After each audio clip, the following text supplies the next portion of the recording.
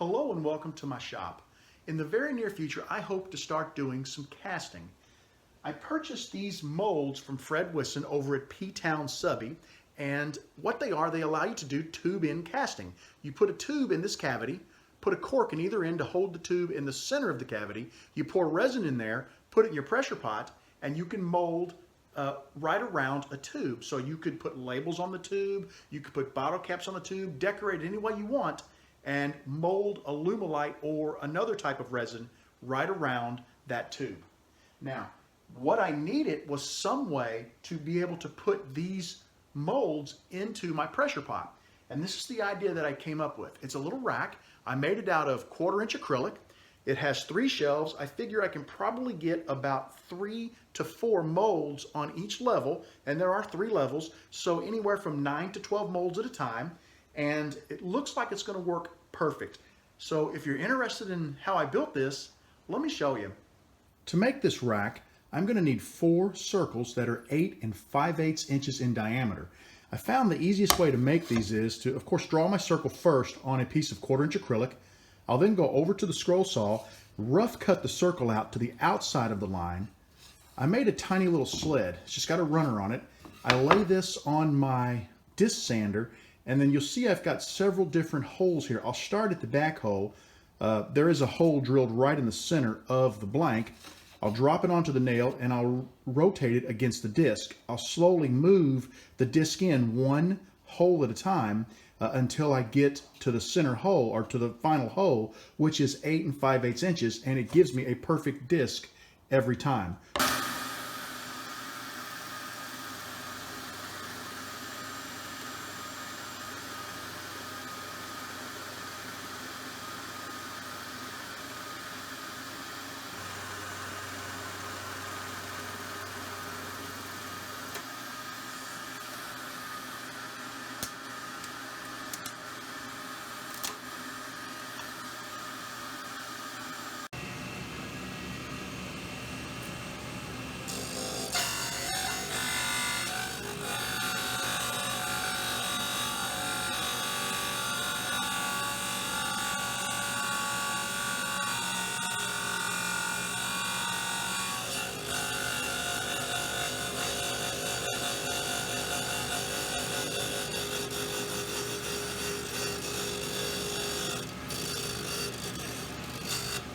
I purchased a piece of 1/4" 20 all thread that I plan to use as a spine right up the center of my rack to hold all of my shelves on.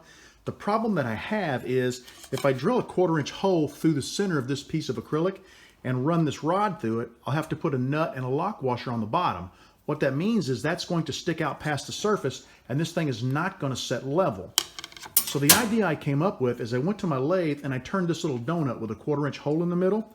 I'm going to epoxy it perfectly center. This is the center of my disc. I'm going to epoxy it perfectly center of this disc.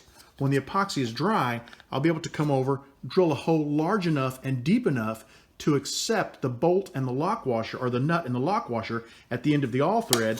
That will allow the bottom of my stand to set perfectly level on the bottom of my pressure pot. And then I can go ahead and run the all thread all the way up through the center and attach the other shelves where desired. I need to drill a hole through the acrylic and into the wooden donut that I made on the other side so that I can countersink my screw. I wasn't sure if a Forstner bit would drill through acrylic, so I took a piece of scrap acrylic and tested it, and it seemed to drill just fine. We just need to really take our time. So let's go ahead and get this hole drilled.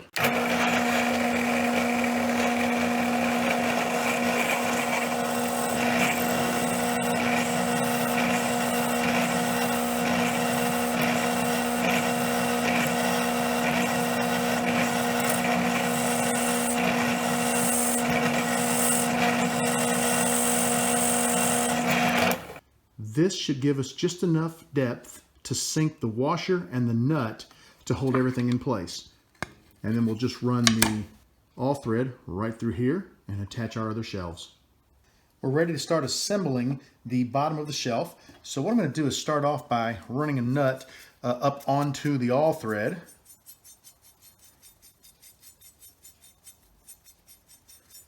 Give it a little bit of distance there. I'll slide a lock washer on and then a regular washer.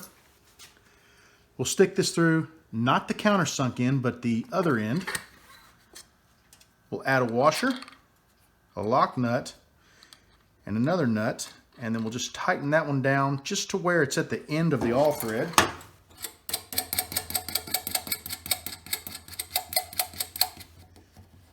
Let me grab a wrench and then we'll snug this up. The interior depth of my pressure pot is 8.5 inches, so I made a mark at 8 inches. That plus the 1/4 inch thickness of the acrylic puts me at 8.25 inches, so it should put me below the surface of the top of the pot. What we're going to do now is take a Dremel tool and get this awl thread cut off. Before I make my cut, I ran 2 nuts down below the cut line, and the reason I did that is if I damage the threads at all, I can run the nuts off of the awl thread and hopefully clean them up enough to where they'll still be usable. Let's do a quick test and make sure that we didn't damage the threads. That came right off. That's a good sign. See if we can get her started. I'm real happy with that. In order to attach the other 3 shelves, we need to go ahead and drill a hole right down the center, and that hole will be 1/4 inch so that we can slide these right onto the awl thread.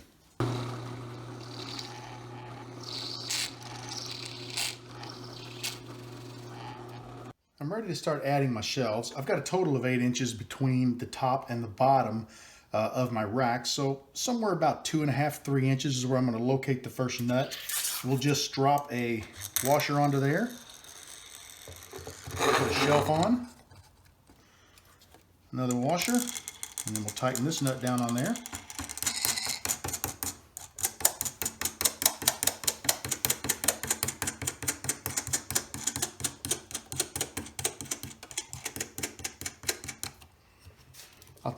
I'm going to wait just a minute. I'm going to go ahead and get the other shelves on. That way I can kind of adjust up and down, and when I'm ready, I'll just take a little wrench and snug these nuts up to hold the shelves in place. Okay. Now what I'm going to do is I'm going to stop. I want to put a handle on the top of this so that I can easily lift it. And I just have an old drawer pull handle, and I'm going to take this top one off, and I'll just install the handle right like this so that I can just grab it, lift it right into the pot. I am going to take a wrench and tighten the 2 lower shelves, and I'll come back in a minute and we'll get the handle installed.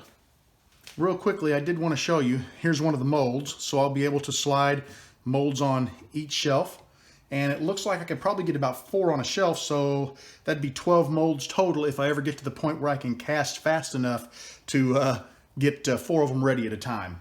I'm ready to install the handle.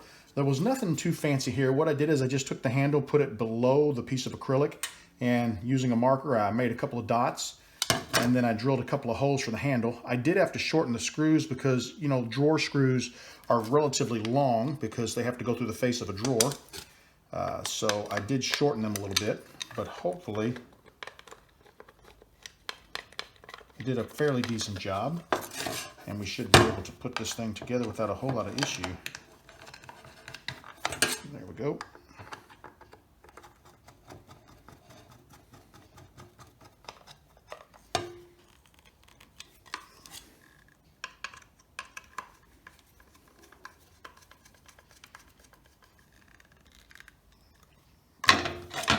Now we're going to bring the rack back over, and let me grab my tape measure.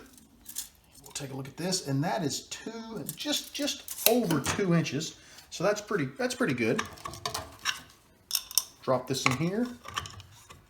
What I want to do is put the washer on top.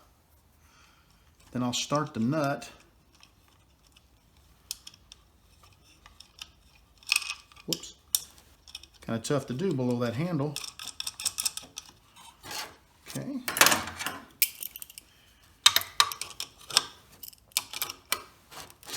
Give her a snug. We've got a nice little rack for our pressure pot. Before I end this video, I thought I might do just a quick test to make sure everything's going to be okay with this rack fitting in the pressure pot. We'll remove the top. I've got my rack. You notice I got a couple of molds on there. We can set that right down into the pressure pot. Place the top right back on. And we're ready to go. I think this rack is going to offer me a lot of flexibility. I think I can get 12 molds on it. I'll be honest with you, when I start casting, I'm planning on casting 1 to 2 molds at a time.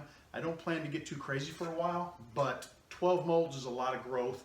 And with Alumilite, you only have about 7 minutes from the time you start mixing until the time you have to have it in the pressure pot and under pressure. So that's pretty aggressive. So I think this is going to be a great little rack for me for a long time to come.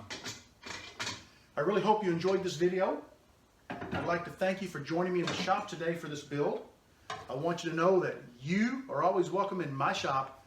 Come back and see me again real soon. Have a great evening, everybody.